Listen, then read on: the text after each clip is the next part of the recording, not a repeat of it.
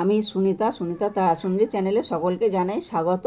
আজকে অমাবস্যায়, তাই মা তারাসুন্দরীকে পোলাও করে দিয়েছি। অনেক সময় খিচুড়ি করে দিই, আজকে মনে হলো মাকে একটু পোলাও করে খাওয়াই, তাই করলাম। এই মন্দিরটা দেখছো বন্ধুরা, এটা আমাকে স্বপ্নে দেখিয়ে দিয়েছিল ঠিক এই রকমই মন্দির করার জন্য। সেই জন্যে মন্দিরটা এই রকমই হয়েছে। মা তারাসুন্দরীর মন্দিরটা কেমন হয়েছে কমেন্ট করে জানাতে ভুলবে না বন্ধুরা। আর হ্যাঁ, একটা কথা বলবো, ভুলে গিয়েছিলাম, মায়ের এই নামটা মা তারাসুন্দরী কী করে হয়েছে, এই কথাটা পূর্ণিমাতে মাকে যখন ভোগ দেব তখনই বলবো। তবে শুনলে তোমরা খুব চমকেই যাবে।